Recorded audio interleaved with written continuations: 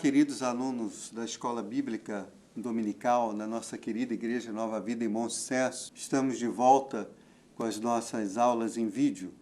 Nós gostaríamos muito de estarmos nas aulas presenciais, mas ainda não é o momento, estamos passando por esse período aí de pandemia, então estamos com essas aulas remotas.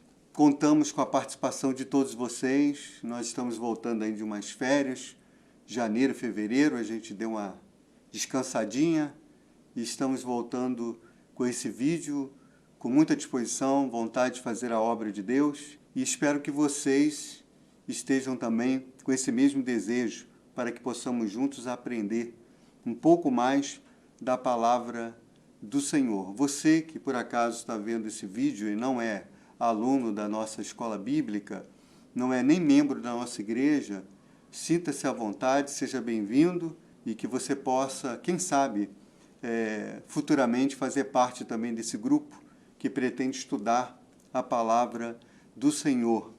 Nós estamos estudando o Antigo Testamento, tem alguns vídeos no nosso canal da nossa igreja, Nova Vida Bom Sucesso.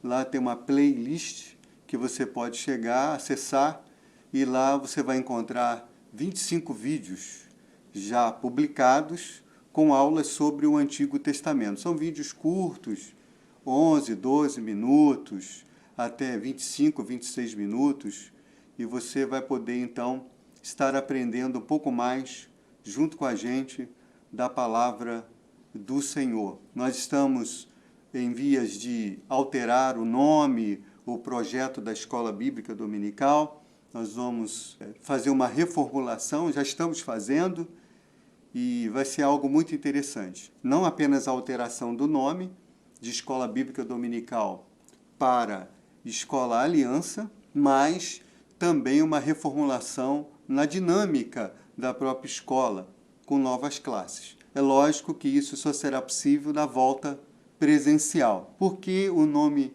Escola Aliança? Porque nós temos uma identificação com um projeto de levar as pessoas a se aliançarem com Deus e com a sua palavra. É por isso que o slogan é comprometidos com a palavra de Deus. E eu creio que você, também deseja ser um comprometido, uma irmã comprometida com a palavra, com estudo produtivo, sério da palavra de Deus. Teremos algumas outras classes, depois eu vou estar fazendo um vídeo institucional, publicando, explicando com detalhes esse novo projeto da Escola Bíblica da nossa igreja. Bem, como eu falei, hoje é a aula do Antigo Testamento, a aula 26, e nós vamos estar falando, dando continuidade, falando sobre os povos cananeus. Hoje vamos falar sobre os amalequitas e os midianitas. Mas antes eu queria fazer uma oração. Orar pedindo a bênção de Deus para esta aula e pedindo a bênção do Senhor para a sua vida também, para a sua casa, para a sua família. Oremos ao Senhor. Senhor, muito obrigado por essa oportunidade de nós estarmos estudando a Tua Palavra, Senhor. Muito obrigado pela vida de cada irmão, de cada irmã que está acessando este vídeo e que também tem o coração voltado a estudar as Sagradas Escrituras. Que o Senhor possa estar conduzindo toda esta aula, que ela seja uma aula abençoadora. Abençoa cada um, ó Pai, abençoa a sua vida, abençoa a sua casa, a sua família, protege, livra de todo mal. Assim já te agradecemos, em nome de Jesus. Amém. Então nós vamos começar falando sobre os amalequitas. Esses povos cananeus, em vídeos que nós já gravamos, nós falamos sobre jebuseus, perizeus, amorreus. E é interessante você ir lá na nossa playlist, no nosso canal de YouTube, para você poder ter essas aulas anteriores. E aí você vai poder estudar um pouquinho mais sobre esses povos cananeus. Mas vem com a gente hoje estudar sobre os amalequitas e os midianitas, dois povos que guerrearam constantemente contra o povo de Israel. Por isso é importante nós estarmos estudando sobre eles, porque quando você se depara com esses nomes no estudo do Antigo Testamento, na leitura, você vai poder ter uma noção, aqui é uma visão panorâmica que a gente está dando, sobre quem são esses povos, e assim vai facilitar o entendimento do texto sagrado, né? Os amalequitas. Bem, a terra dos amalequitas é mencionada em Gênesis capítulo 14, versículo 7. Vai aparecer aí na tela essa referência, esse texto. Diz assim: de volta passaram em Mispate, que é Cádiz, e feriram toda a terra dos amalequitas e dos amorreus, que habitavam em Azazon Tamar. Portanto, o texto que eu acabei de ler, ele vai sugerir aquilo que alguns teólogos acreditam que seja o fato dos amalequitas terem existido no tempo de Abraão. Eu até coloquei aqui, no slide da aula. Portanto, como o texto sugere, há teólogos que acreditam que os amalequitas existiam no tempo de Abraão, ou no período abraâmico. No entanto, entretanto, há outros que acreditam que a referência que eu acabei de ler, né, é a terra deles, e não necessariamente que eles existiam nesse período de Abraão. Então, Moisés está fazendo uma espécie de uma indicação aos seus leitores, aos seus contemporâneos, dizendo que tal acontecimento, que está em Gênesis 14, 7, que eu já li, se deu na terra dos amalequitas, que no tempo de Moisés já estavam presentes ali na história do Antigo Testamento. Tá bom? Então, para esse grupo de teólogos, os amalequitas não existiam no período abraâmico. Para o outro, existiam. É importante mostrar essas duas visões. Quem está certo? A gente não sabe. São duas posições que têm fundamento, respaldo, tanto no estudo da Bíblia como dos outros livros que apoiam esses teóricos. Quanto à origem desse povo, há três correntes, tá? A primeira acredita que os amalequitas são descendentes de Esaú, isto é, que Amaleque, o que deu origem aos amalequitas, era neto de Esaú, conforme subentende-se em Gênesis capítulo 36, versículo 12, que eu vou ler agora. Vai aparecer também a referência aí para você o texto. Tímina era concubina de Elifaz, filho de Esaú, e teve de Elifaz, filho de Esaú, Amaleque. São estes os filhos de Ada, mulher de Esaú. Então, segundo essa corrente, os amalequitas são descendentes de Esaú. A segunda corrente, né, com relação à origem dos amalequitas, crê que eles vieram, ou seja, habitavam ali, né, os amalequitas que habitavam no Monte Sinai, nas proximidades do Monte Sinai, e no Negueb, que é ao sul de Israel, o deserto do Negueb, que esses amalequitas não tinham parentesco com Esaú, já que a posição de Deus quanto aos filhos de Amaleque foi muito dura. Êxodo capítulo 17, versículo 14, o Senhor vai dizer, olha só que juízo duro sobre Amaleque. Apagarei totalmente a lembrança de Amaleque debaixo do céu. Então, um juízo ferrenho, né? Duríssimo. Isto não poderia ser aplicado, segundo os teólogos, aos descendentes de Esaú, por ser este da linhagem de Abraão. Então, fica bem claro na Bíblia que Deus fez distinção entre Amaleque, entre os amalequitas, e os descendentes do patriarca Abraão. Alguns descendentes de Abraão vão implicar, sim, e lutar contra Israel. Vão receber, né, a resposta de Deus. Mas Amaleque, os amalequitas, recebem um juízo severo da parte de Deus. E segundo esses teólogos, isso não seria possível, esse juízo tão duro, a descendentes de Esaú, porque Esaú descende de Abraão. Tá certo? A terceira corrente, então, afirma que os amalequitas são dois povos distintos, os nômades do deserto do Sinai e os descendentes de Esaú. Ou seja, tanto um grupo quanto o outro são chamados de amalequitas. Vai aparecer uma imagem que está aparecendo aqui para mim, dos amalequitas em guerra, povo de muita guerra, de muita bravura, que sabia lutar. A posição geográfica dos amalequitas. Os amalequitas viviam ao norte, né, na parte setentrional da península do Sinai. Lembra o Monte Sinai? Pois é. isto é, no Negueb, região desértica no sul de Israel. Tá? Esse povo vagava desde o Mar Morto até o Mar Vermelho. Vai aparecer um mapa aí para vocês que vai ilustrar isso aí direitinho. Vocês podem ver que os amalequitas estão bem ali, né, ao sul de Judá, bem abaixo, né? E eles estão ocupando todo esse território aí, do Mar Morto ao Mar Vermelho. Característica dos amalequitas: povo que era inculto, atrasado e com costumes rudimentares. Não sabemos muito sobre a sua religião. Depois eu vou gravar uma outra aula mais à frente, geral, falando sobre a religião dos povos cananeus. Aí eu vou destacar alguns deuses, alguns costumes, porque não dá para falar de cada povo cananeu e ir falando de suas religiões ou da sua religião, porque isso vai fazer com que a aula fique muito extensa. Eu vou ter que fazer muitas aulas para tratar disso. Então eu vou fazer uma aula geral sobre a religião mais à frente dos cananeus. Os amalequitas confrontaram com Israel em diversos momentos na narrativa da história do Antigo Testamento. Bem, eu vou falar um pouquinho agora sobre os midianitas. Os midianitas, eles são descendentes do filho de Abraão, com Quetura, chamado Midian, conforme está em Gênesis capítulo 25, versículos 1 e 2, vai aparecer para vocês aí o texto. Desposou Abraão outra mulher, chamava-se Quetura. Ela lhe deu à luz a Zinrã, Joquizã, Medã, só nome lindo, Midian, Isbaque e Suá. Nomes aí maravilhosos que você pode colocar no seu filho, se você pretende aí ter um garotão, né? Você pode colocar esse nome aí.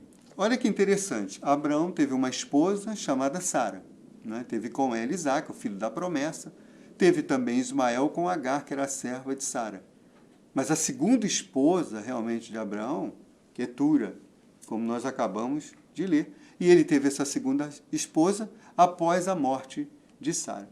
Eles habitavam, os midianitas, o deserto da Arábia. Tá? Então ficou claro para você que midianitas vem de Midian, filho de Abraão. Eles habitavam o deserto da Arábia, boa parte desse povo era nômade também, né? Ficava ali numa região, usufruía daquela região, depois ia para outro lugar. Acabavam os produtos ali e eles migravam para outro lugar. Tá? Ou seja, eles mudavam de um lugar para o outro. Tá? Isso é importante frisar. Vai aparecer um mapa aí também, localizando aí Midian, tá? Bem abaixo ali do Mar Morto. Até numa região até que pode-se dizer próxima onde estavam localizavam os amalequitas. Mais informações sobre os midianitas. Olha que interessante. Jetro, sogro de Moisés, era um midianita, sacerdote de Midian, segundo Êxodo capítulo 3, versículo 1. Estou dando a referência, depois você pode consultar na palavra. Se você estiver vendo essa aula aí agora e acompanhando com a Bíblia, já pode ler. Êxodo capítulo 3, versículo 1. Ismaelitas eram confundidos com os midianitas. Tá? Isso é um fato interessante, como está em Gênesis capítulo 37, eu até separei aqui, ó. Olha que interessante, versículo 25, né? Quando os irmãos vão vender José, os irmãos de José. Gênesis capítulo 37, versículo 25, aí também vai aparecer para vocês. Ora, sentando-se para comer pão, olharam e viram que uma caravana de ismaelitas, olha, ismaelitas, vinham de Gileade, seus camelos traziam aromatas, bálsamo e mirra, que levavam para o Egito. Agora, capítulo 37, versículo 28. E passando os mercadores midianitas, olha como é que está sendo confundido a ismaelitas com midianitas.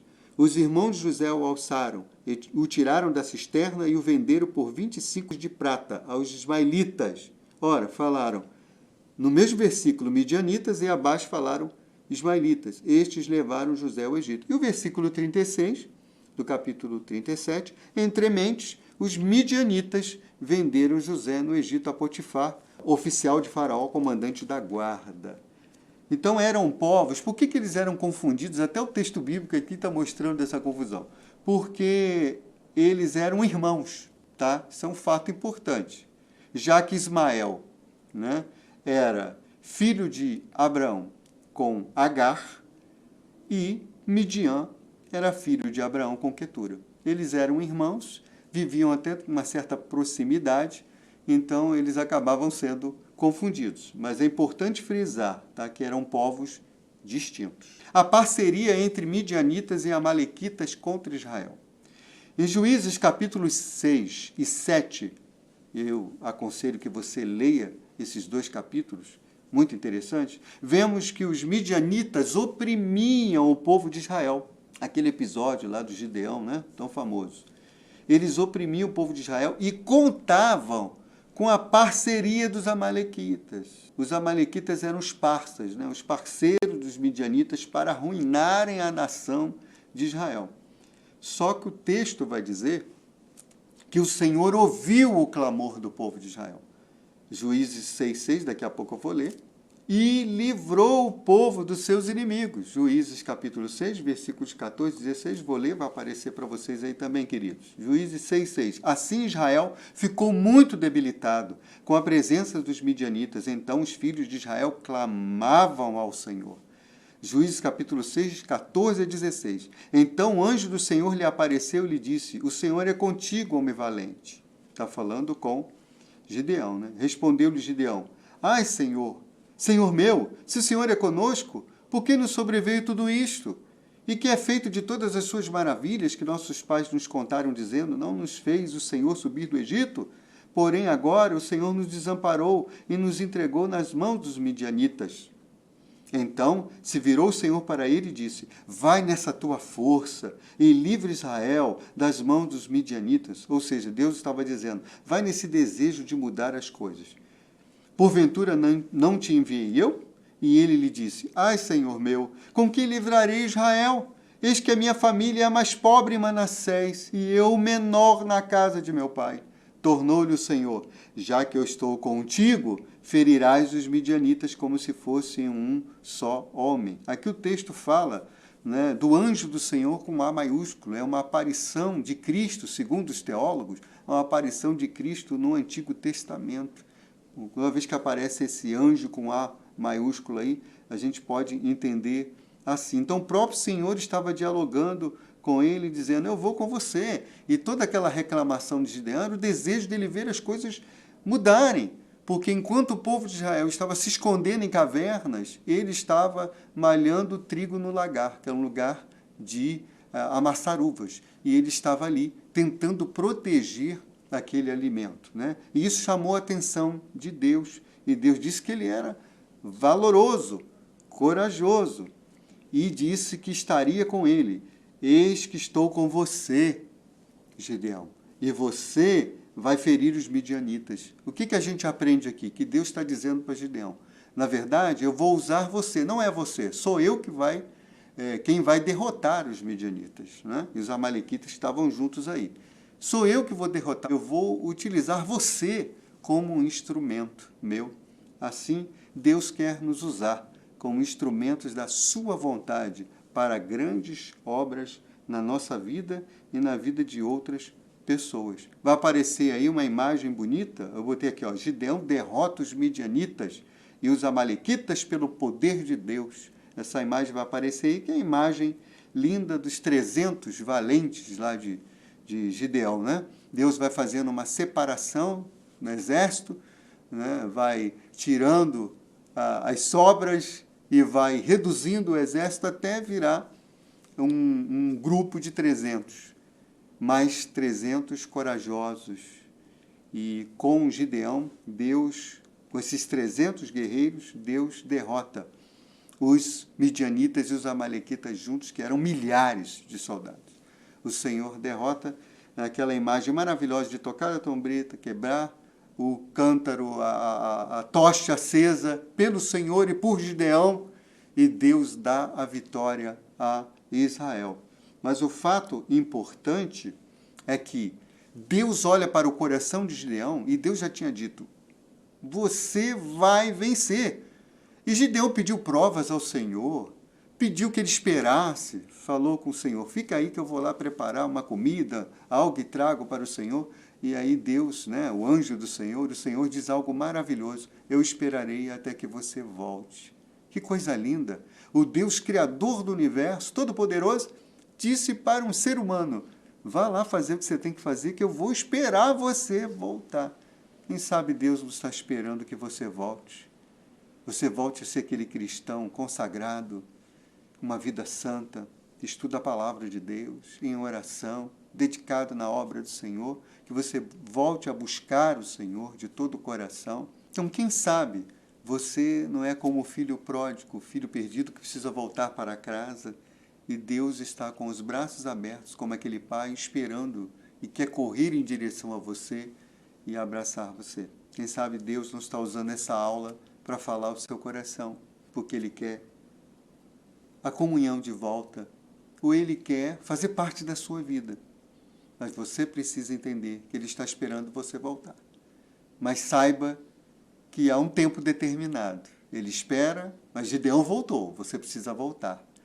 Porque a Bíblia diz que haverá um dia em que Jesus retornará à terra, virá para julgar o mundo com justiça e os povos com equidade. Será para muitos o final, mas para muitos será apenas o começo da melhor parte, pois vamos estar para sempre com o Senhor. Algumas lições práticas da aula de hoje. Eu enumerei aqui 3, mas eu poderia até falar mais, e com certeza você, depois revendo essa aula, com detalhe, indo ao texto sagrado, você vai encontrar muitas outras lições. A primeira, mesmo que midianitas e amalequitas, né, tá entendendo, se unam contra o Israel de Deus, e hoje o Israel de Deus é a igreja, e eu sou a igreja, você é a igreja, se você é lavado e redimido pelo sangue do Cordeiro, pelo sangue de Jesus.